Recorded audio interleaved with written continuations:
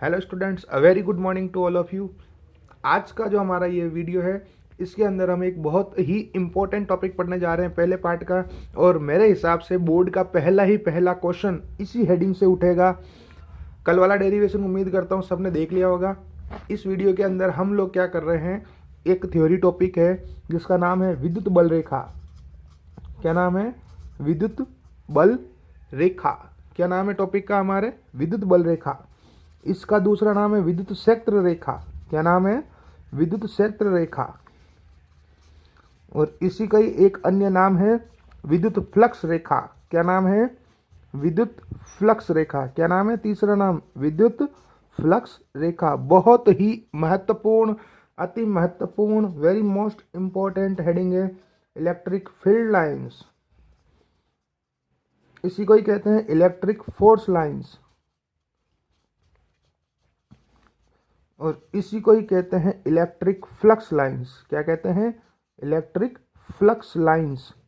एक चीज का आप लोग विशेष ध्यान रखें यहाँ पर इस हेडिंग के अंदर, इसमें बोर्ड में पहला प्रश्न इस हेडिंग पे आएगा। मैं कह रहा हूं आपको,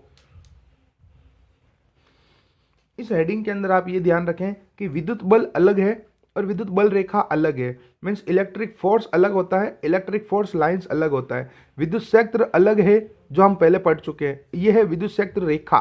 यानी इलेक्ट्रिक फील्ड अलग है जो हम पढ़ चुके हैं। यहाँ पे बात कर रहा हूँ मैं इलेक्ट्रिक फील्ड लाइंस की। फिर एक विद्युत फ्लक्स जो है, इलेक्ट्रिक फ्लक्स जो है, ओनली विद्युत फ्लक्स, इलेक्ट्रिक फ्लक्स, वो चैप्टर नंबर 2 के अंदर आएगा। यहाँ पर हम बात करें विद्युत फ्लक्स रेखा की, इलेक्ट्रिक फ्लक्स लाइंस की। तो कंफ्यूज ना होए बच्चों, विद्युत क्षेत्र अलग है, इलेक्ट्रिक फील्ड अलग है, और विद्युत क्षेत्र रेखा यानी इलेक्ट्रिक फील्ड लाइंस ये एक अलग हेडिंग है। विद्युत फ्लक्स अलग है, इलेक्ट्रिक फ्लक्स अलग है, और विद्युत फ्लक्स रेखा या इलेक्ट्रिक फ्लक्स लाइंस जो है वो एक अलग हेडिंग है। तो इसके अंदर कितने क्वेश्चन बनते हैं मैं आपको बता देता हूँ। देखो, आप लोग रोज की वीडियोज रोज देखते रहे बच्चों। इसमें पहला प्रश्न तो बनता है इसकी परिभाषा, इसकी डेफिनेशन। ध्यान से सुनना, पहला प्रश्न क्या बन गया? इसकी परिभाषा बताओ, यानी कि इसकी डेफिनेशन बताओ। सेकंड क्वेश्चन ये बन गया कि इसके गुणधर्म लिखिए, इसकी प्रॉपर्टीज लिखिए, इसकी विशेषताएं बताइए, इसकी क्वालिटीज बताइए। और तीसरा प्रश्न बन गया इसका चित्र, यानी इनके डायग्राम्स बनाने होंगे। और चौथा क्वेश्चन ये बन गया कि दो विद्युत बल रेखाएं आपस में प्रतिच्छेद क्यों नहीं करती है। Means two electric field lines आपस में इंटरसेक्ट क्यों नहीं करती है। एक बार फिर से रिपीट करता हूं, कौन कौन से 4 प्रश्न बन गए। पहला प्रश्न बन गया इसकी परिभाषा पूछ सकता है, इसकी डेफिनेशन पूछ सकता है। दूसरा, इसकी प्रॉपर्टीज पूछ सकता है, इसके गुणधर्म पूछ सकता है। तीसरा प्रश्न हो गया इसके चित्र, इसके डायग्राम पूछ सकता है। और चौथा क्वेश्चन हो गया हमारा कि दो विद्युत बल रेखाएं परस्पर प्रतिच्छेद क्यों नहीं करती है, two electric field lines intersect क्यों नहीं करती है। उम्मीद करता हूं सबको चारों क्वेश्चन समझ में आ गए होंगे। चलिए शुरू करते हैं ये वाला टॉपिक। देखो, पहले तो मैं इसको समझा देता हूं कि इसकी परिभाषा कैसे बनेगी।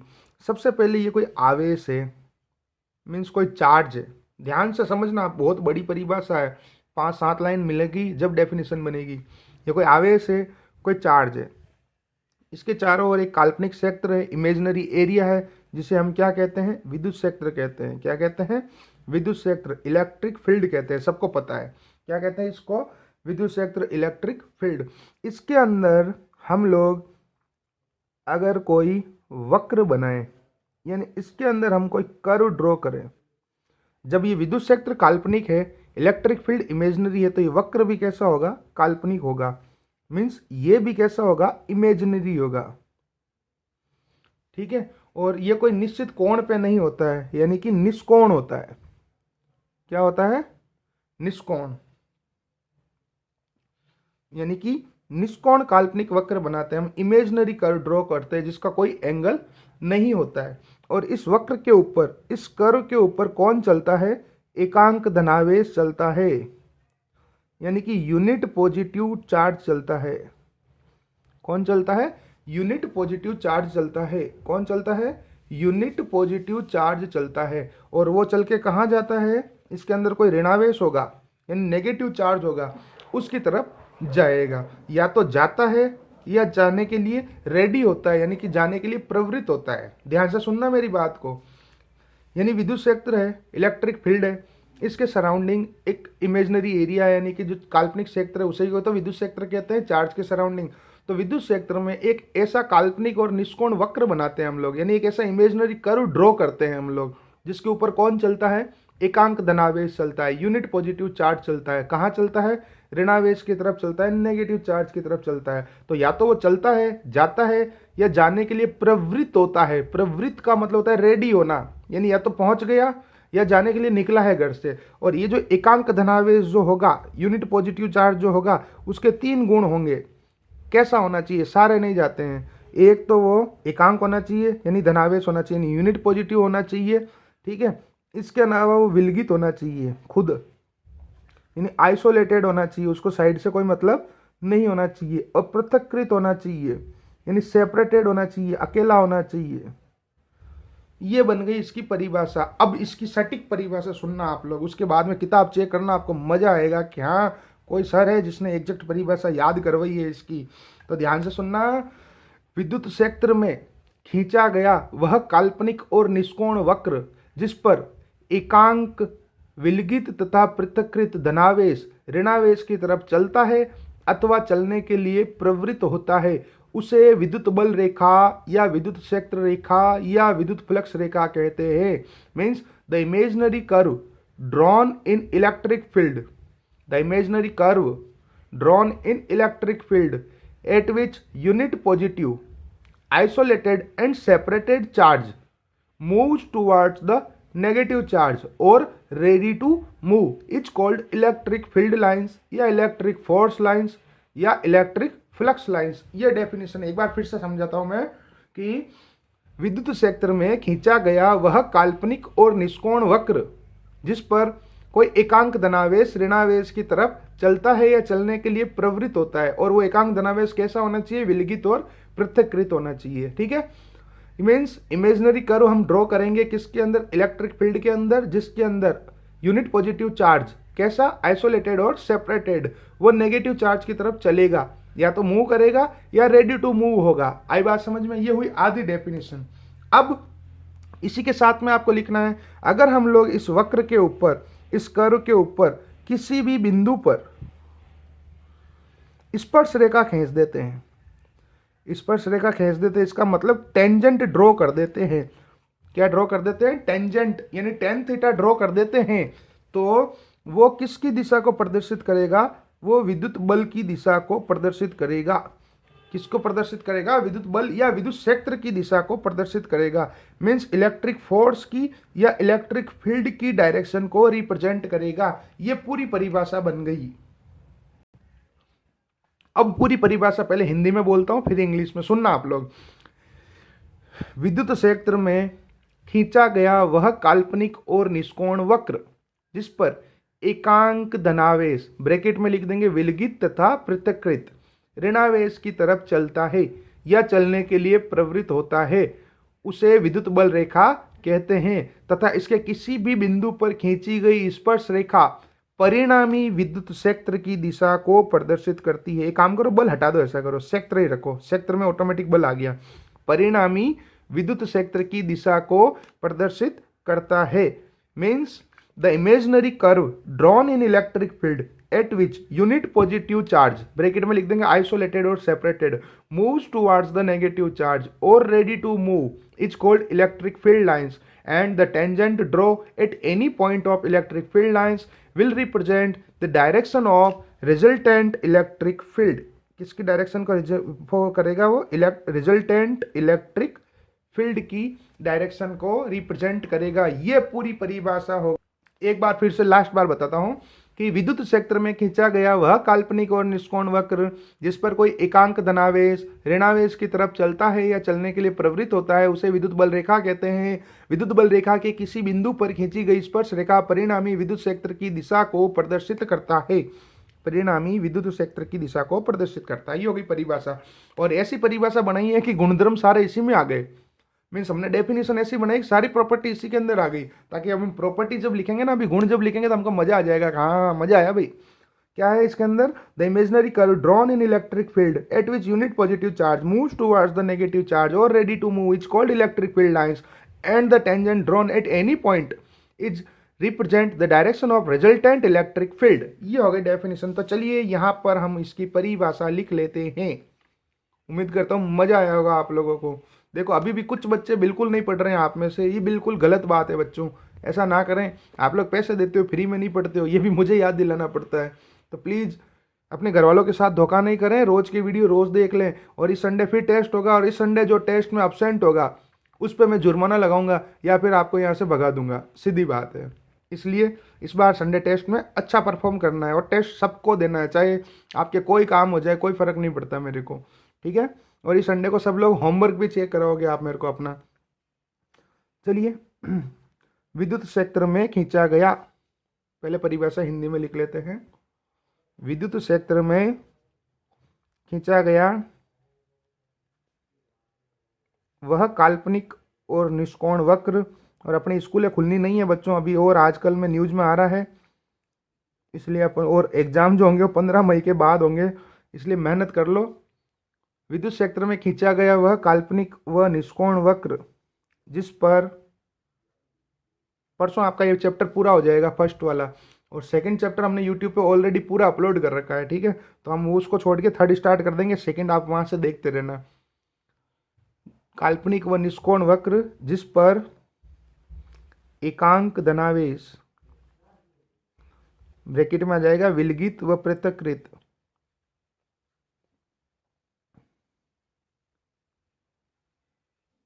ऋणावेश की तरफ चलता है,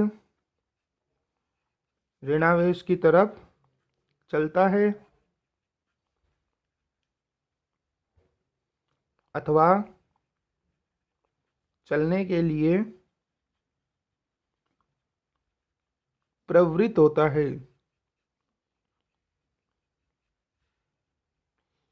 उसे, और आप लोग मेरे को व्हाट्सएप पे कभी कोई सवाल तो पूछते ही नहीं हो भाई, इसका मतलब आप लोग पढ़ते ही नहीं हो, यहाँ से साफ पता चलता है। ऐसा मत किया करो बच्चों, पढ़ा करो।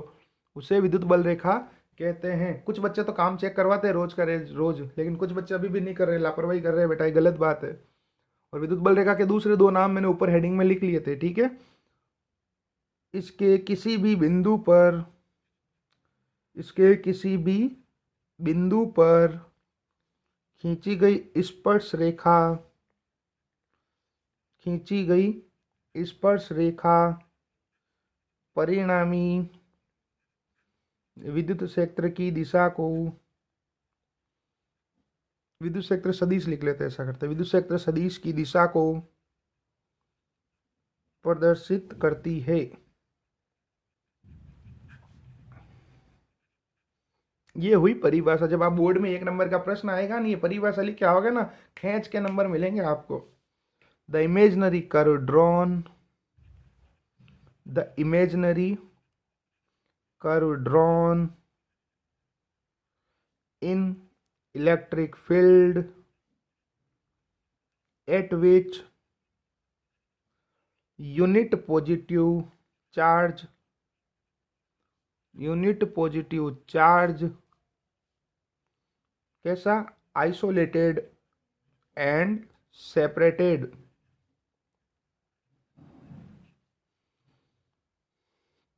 will move towards the, थोड़ा जूम आउट करूं, ये लो, will move towards the negative charge और ready to move। आप लोग रोज का रोज पढ़ लिया करो बच्चों। Is called electric field lines, पूरा लिखना हो, मैंने शॉर्ट में लिखा, आपको पूरा लिखना हो। The tangent drawn at any point of electric field lines will represent the direction of resultant. और ये इंडिया के सबसे बेस्ट क्वालिटी में आप लोग पढ़ रहे हो, इतना ढंग से कोई नहीं समझाता है बच्चों, आप दुनिया भर से पढ़ लो, आपको पता चल जाएगा, क्योंकि मैं आपको पढ़ाने के साथ साथ याद करवाता हूँ, इसलिए थोड़ा टाइम लग जाता है हम लोगों को। The direction of resultant electric field vector, ये हो गई इसकी डेफिनेशन, परिभाषा में पूरा जूम आउट कर देता हूँ इसको, एक बार आराम से देख लो आप लोग। ये है इसकी परिभाषा, कितनी प्यारी लग रही है, देखो मस्त लग रही है, एकदम छाप के रखी है हमने। उम्मीद करता हूँ सबको समझ में आई होगी ये टॉपिक। अब बात आती है इसके गुणधर्म यानी प्रॉपर्टीज। ये बोर्ड का पहला सवाल इस बार के लिए बन सकता है। विद्युत बल रेखाओं के कोई दो गुण लिखिए, right any two properties of electric field lines. ये क्वेश्चन आ सकता है इस बार। हमने जो परिभाषा लिखी ना बच्चों, इसके अंदर ही दुनिया भर के गुणधर्म लिखे हुए हैं। जैसे काल्पनिक होती है, इमेजिनरी होती है, और कहाँ से शुरू होके कहाँ पे खत्म होती है, पॉजिटिव चार्ज से शुरू होके नेगेटिव चार्ज पे खत्म होती है। तीसरी प्रॉपर्टी ये रही कि इसके किसी पॉइंट पे अगर अपन टेंजेंट स्पर्श रेखा खींचेंगे तो किसको प्रदर्शित करेगी। यानी 3 गुण तो हमारी परिभाषा में है भाई, 3 गुण तो हमारी परिभाषा में है, डेफिनेशन में है। तो मैं आपको शॉर्ट में यहाँ पे गुणधर्म लिखा देता हूँ। फिर अलग से आपको एक क्वेश्चन बता दूंगा कि दो आपस में क्यों नहीं काटती, उसका भी आंसर, एकदम सटीक आंसर, ठीक है। और फिर इसके चित्र बना लेते हैं। सबसे पहले ये धनावेश से प्रारंभ होकर, ये धनावेश से प्रारंभ होकर ऋणावेश की ओर चलती है। ये पहला गुण हो गया इसका। मीन्स आप लोगों ने, कुछ बच्चों ने कोर्स कर रखा है फिजिक्स का कंप्लीट कोर्स, लेकिन आप लोगों को अब नया मिल रहा होगा, मजा आ रहा होगा कि यार पहले तो सर हमने सिर्फ भाषण सुने हैं, जो एग्जैक्ट बोर्ड का कंटेंट है वो आपको यही मिलेगा। तो आपकी स्कूल के और स्टूडेंट्स भी हो ना, तो उनको भी आप लोग ऐड करवा देना बच्चों। हम लोग ये 1 तारीख से हम लोग नया बैच भी स्टार्ट करेंगे। अभी मेरे पास टोटल 9 बैच स्टार्ट हो गए। मैंने यहाँ पे कचरा नहीं किया है, आपको ग्रुप में उसी में रखा है, जो कम से कम बच्चे हैं ना उसी में रखा है। हिंदी मीडियम अलग, इंग्लिश मीडियम अलग, और आरबीएसई अलग, सीबीएसई अलग, सबको अलग अलग सेट करके रखा है बच्चों। टोटल 9 ग्रुप है मेरे पास फिजिक्स के। The electric field lines start from positive charge end at negative charge, end at negative charge. ये पहला गुण हो गया। दूसरा, ये काल्पनिक तथा निष्कोण होती है। ये काल्पनिक तथा निष्कोण होती है। Means these are imaginary.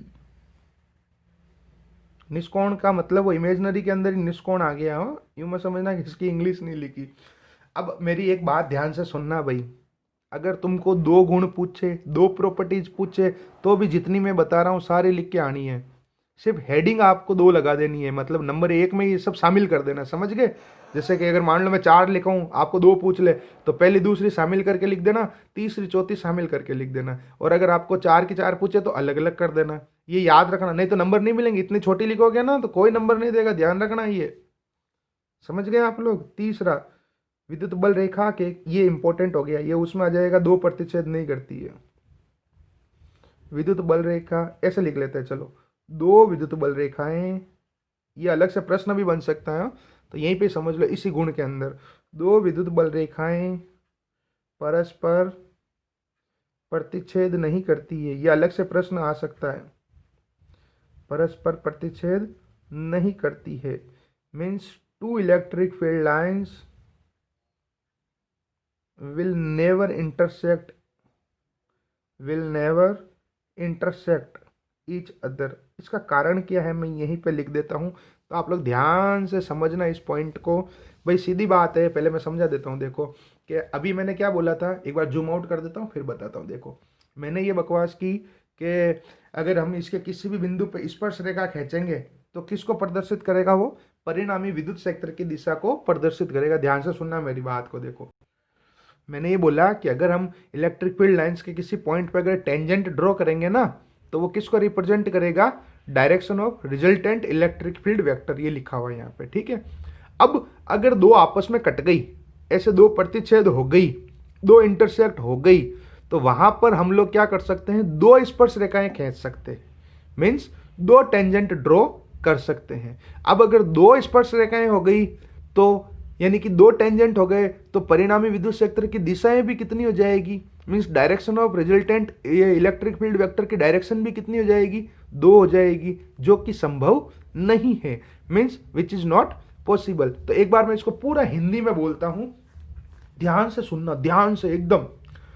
कि दो विद्युत बल रेखाएं परस्पर प्रतिच्छेद नहीं करती है, क्योंकि हम जानते हैं कि विद्युत बल रेखा के किसी बिंदु पर खींची गई स्पर्श रेखा परिणामी विद्युत क्षेत्र की दिशा को प्रदर्शित करती है। ये लाइन यहां से उठाई मैंने, एज इट इज छाप दी वापस।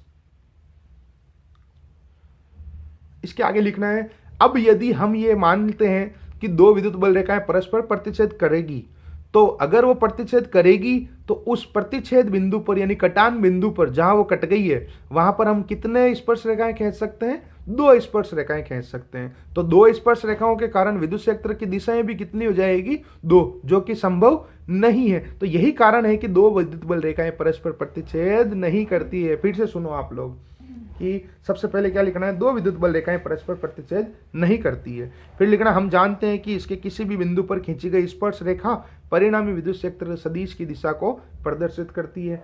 यदि दो विद्युत बल रेखाएं परस्पर प्रतिच्छेद करेगी तो प्रतिच्छेदन बिंदु पर या कटान बिंदु पर हम दो स्पर्श रेखाएं खींच सकते हैं, जिसके कारण विद्युत क्षेत्र सदिश की कितनी दिशाएं हो जाएगी? दो हो जाएगी, जो कि संभव नहीं है। यही कारण है कि दो विद्युत बल रेखाएं परस्पर प्रतिच्छेद नहीं करती है। तो फिर से बताता हूं मैं, इसके अंदर क्या लिखना है आपको कि two electric field lines will never intersect each other या will not intersect each other. फिर आपको ये लाइन उठानी है यहां से, as we know that if we draw the tangent at any point of electric field lines, it will represent the direction of resultant electric field vector. If two electric field lines will intersect, then at intersection point we can draw two tangent lines. Hence, there will be two directions of resultant electric field vector, which is not possible. So, two electric field lines will never intersect. फिर से once more, मजा आया? पहले तो ये line कि two electric field lines will never intersect each other. Okay, फिर यहां से लाइन उठानी है, the tangent drawn at any point of electric field lines will represent the direction of resultant electric field vector. फिर आपको बता देना है कि if two electric field lines will intersect, कि हम मान लेते हैं कि दो आपस में इंटरसेक्ट करती है, तो इंटरसेक्शन का जो पॉइंट होगा जहां वो कटेगी, उस पॉइंट के ऊपर हम लोग एक की जगह कितने टेंजेंट ड्रॉ कर सकते हैं? दो टेंजेंट ड्रॉ कर सकते हैं। तो अब अगर दो टेंजेंट ड्रॉ कर देंगे तो डायरेक्शंस भी कितनी हो जाएगी? दो। किसकी हो जाएगी? इलेक्ट्रिक फील्ड की, जो कि पॉसिबल नहीं है। तो यही रीजन है कि दो इलेक्ट्रिक फील्ड लाइंस आपस में इंटरसेक्ट नहीं करती है। आया मजा? चलिए मैं इसी के आगे कंटिन्यू में इसको चिपका देता हूं, यहां पर इसका लिख देता हूं पूरा, मतलब ये थर्ड पॉइंट के अंदर ही है। अब मैं आपको फिर से बता देता हूं, मैंने अभी एक लाइन ये बोली कि अगर आपको दो गुण पूछता है तो ये पहले दूसरे को मिक्स करके लिख देना, ठीक है ना? यहाँ से ये सेंटेंस, फिर इसी को ये सेंटेंस उसी में मिक्स कर देना, फिर तीसरा ये हो जाएगा, चौथा जो अभी मैं आगे नेक्स्ट बता रहा हूँ आपको। आई बात समझ में आपको? अगर चार पूछे तो भी चारों लिख देनी अलग अलग, और 6 पूछे तो भी इनको ही जैसे सेट करके लिख देना। 6 तो नहीं पूछेगा, मजाक कर रहा हूँ। कम से कम 2 पूछता है और ज़्यादा से ज़्यादा 4 पूछता है बस। आई बात समझ में आपको? तो इसी के आगे कंटिन्यू में एकदम कंटिन्यू में इसी के आगे बता रहा हूँ मैं, ये सेंटेंस के बाद में इसका कारण क्या है वो बता रहा हूँ। मतलब थर्ड पॉइंट कंटिन्यू यहाँ पे पूरा हो रहा है। थर्ड पॉइंट की स्टार्टिंग यहाँ है। चलो मैं काम करता हूँ ना, पूरा ही आगे लिख लेता हूँ। थर्ड पॉइंट को यहाँ से हटा देते हैं, ऐसा करते हैं, काय को कंजूसी करनी है। एक पेज तो एक्स्ट्रा लगेगा। मैं तो कह रहा हूँ बोर्ड से पढ़ने से ज़्यादा बढ़िया तो ये वाला पेज वाला सिस्टम अच्छा है, नहीं बच्चों? इसमें आपको क्वालिटी दिख जाती है, नोट्स की भी झंझट नहीं रहती है, और सबसे बड़ी चीज़ समझ में तरीके से आता है। ठीक है, चलिए थर्ड पॉइंट यहाँ लिख लेते हैं हम लोग। थर्ड पॉइंट, कैमरा सेट हो जाए भाई। दो विद्युत बल रेखाएं परस्पर प्रतिच्छेद नहीं करती है।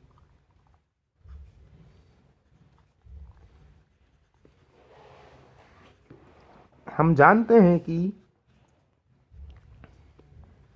सच में जानते हो रे? यूं मत लिख देना एग्जाम में सर जानते हैं कि, लिखना कि हम जानते हैं कि विद्युत बल रेखा के किसी भी बिंदु पर, और आज शाम को मैं आप सबको इंडिविजुअल कॉल करूंगा ताकि मैं एक एक की इंफॉर्मेशन ले सकूं, कौन कितना क्या चल रहा है। किसी भी बिंदु पर खींची गई स्पर्श रेखा, या तो आप कर देना कॉल मैसेज या मैं कर दूंगा आपको, ठीक है। अपनी अपनी रिपोर्ट दोगे आज सब लोग, किस पोजीशन पे हैं हम लोग। किसी भी बिंदु पर खींची गई स्पर्श रेखा परिणामी विद्युत क्षेत्र सदिश को दिशा को प्रदर्शित करती है। परिणामी विद्युत क्षेत्र सदिश को प्रदर्शित करती है।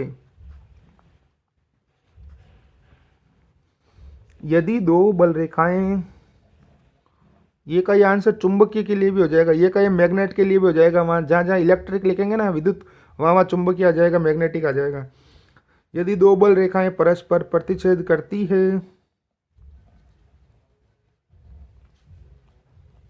यदि दो विद्युत बल रेखाएं परस्पर प्रतिच्छेद करेगी तो कटान बिंदु पर, कटान बिंदु का मतलब हो गया प्रतिच्छेदन बिंदु पर हम दो स्पर्श रेखाएं खींच सकते हैं। हम दो स्पर्श रेखाएं खींच सकते हैं जिसके कारण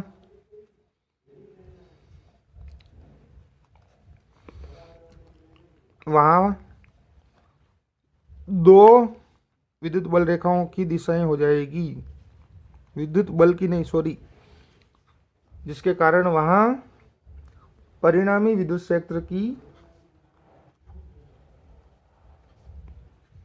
दो दिशाएं हो जाएगी, जो कि संभव नहीं है। ये उसका आंसर भी हो गया पूरा का पूरा। अगर अलग से एक नंबर में प्रश्न पूछता है कि भाई बता मेरे को दो विद्युत बल रेखाएं परस्पर प्रतिच्छेद क्यों नहीं करती है, टू इंटरसेक्ट क्यों नहीं करती है, तो ये पूरा पॉइंट छाप के आना है आपको। अतः यह स्पष्ट होता है कि, अतः यह स्पष्ट होता है कि दो विद्युत बल रेखाएं परस्पर प्रतिच्छेद नहीं करेगी। क्या पॉइंट्स हो जाएगा? टू इलेक्ट्रिक फील्ड लाइंस, मैं शॉर्ट में लिख रहा हूँ EF लाइंस, आपको पूरा लिखना हो। Two electric field lines will never intersect each other, will never intersect each other because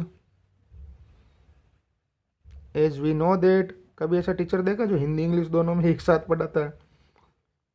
English medium के तो टीचर बहुत सारे हैं, हिंदी के बिल्कुल नहीं है। यूट्यूब के ऊपर इंग्लिश मीडियम हर कोई देखो जो इंग्लिश पढ़ाता है, एज वी नो दैट, और साले नाम के इंग्लिश पढ़ाते हैं, बोलते पूरी हिंदी है। Because as we know that if we draw any tangent at any point of electric field lines, it will represent the direction of resultant electric field. If two electric field lines will intersect, then we can draw two tangents. कहाँ पे? At intersection point. So there will be two different directions, ये important point है, two different directions, और आप एक video को एक बार नहीं 10 बार देख सकते हो। Two different directions of resultant electric field which is not possible, which is not possible. This is the reason that two electric field lines will never intersect. ये पॉइंट हो गया। चौथा पॉइंट ये है कि अगर आपने स्कूलों में अभी तक पढ़ लिया होगा या फिर नाम सुना होगा समविभव पृष्ठ, इक्यू पोटेंशियल सरफेस, क्या नाम सुना होगा, समविभव पृष्ठ, इक्यू पोटेंशियल सरफेस, और वो आएगा आपके चैप्टर नंबर 3 के अंदर। किसमें आएगा, चैप्टर नंबर 3 के अंदर आएगा बच्चों, ठीक है। तो ये विद्युत बल रेखाएं जो होती है ना, यानी इलेक्ट्रिक फील्ड लाइंस जो होती है वो समविभव पृष्ठ के लंबवत होती है, यानी इक्यू पोटेंशियल सरफेस कुछ होता है चैप्टर नंबर 3 में, वैसे नाम से ही पता चल गया होगा आपको, समविभव पृष्ठ, यानी कि एक ऐसा पृष्ठ जिसके प्रत्येक बिंदु पर विभव का मान एक समान होता है, मीन्स एक ऐसा सरफेस जिसके पोटेंशियल की वैल्यू हर पॉइंट पे सेम होती है, उसको बोलते हैं समविभव पृष्ठ, इक्यू पोटेंशियल सरफेस, आएगा चैप्टर नंबर 3 में। तो ये दोनों लंबवत होती है, यानी चौथा पॉइंट हो गया, चौथा गुण हो गया, विद्युत बल रेखाएं समविभव पृष्ठ के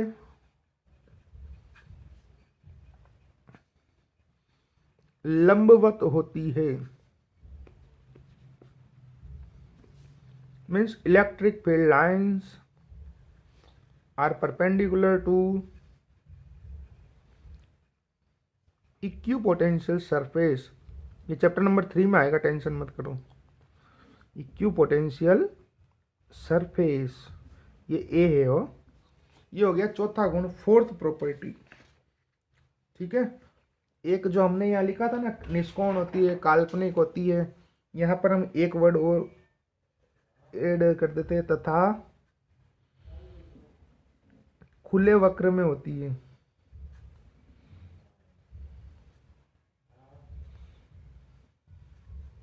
These are imaginary and in open curve।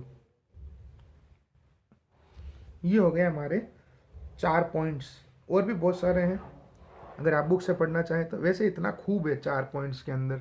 तो उम्मीद करता हूँ आज की क्लास सबको समझ में आई होगी। इसके जो डायग्राम है वो हम कल बनाएंगे, इसके जो डायग्राम है वो, और जो विषुवत रेखा वाला निरक्ष वाला जो डायग्राम है, डेरिवेशन है पूरा, मीन्स अगला जो डेरिवेशन है वो कल अपलोड हो जाएगा। उसके बाद एक डेरिवेशन और बचेगा, फिर ये चैप्टर पूरा हो जाएगा। एक काम करो ना, मैं कल भी पूरा चिपका दूंगा, कल ही चैप्टर पूरा कर देंगे, ऐसा करेंगे, ठीक है। कल ही 1-1.5 घंटे का वीडियो करके, या फिर परसों कर देंगे, परसों सैटरडे है ना, परसों पूरा कर देंगे, ताकि संडे को इसका टेस्ट ले लेंगे। क्योंकि विषुवत रेखा वाला जो इक्वेटोरियल का अगला डेरिवेशन है ना, वो इंपॉर्टेंट है, थोड़ा हार्ड भी है वो, समझ गए आप लोग। तो आज आप लोगों ने क्या पढ़ा, परिभाषा, गुण, और दो आपस में क्यों नहीं कटती है, देख लो इसको आराम से। इसके जो चित्र है वो हम कल बना लेंगे, क्योंकि डायग्राम अलग से पूछ सकता है, हम यहाँ पे कचरा नहीं कर सकते हैं। चलिए, एक वीडियो तो ये हो गया, और 11th चैप्टर का आपने अभी तक डायग्राम बना के मुझे सेंड नहीं किया है बच्चों, उसका वीडियो मैं अभी 4-1 बजे अपलोड कर दूंगा। तो प्लीज़ उससे पहले आप लोग मुझे आज की तारीख में उसका डायग्राम सेंड कर दें, मैं आज ही उसका नेक्स्ट वीडियो अपलोड कर दूंगा, संयुक्त सूक्ष्मदर्शी का कंपाउंड माइक्रोस्कोप का, ठीक है। Thank you.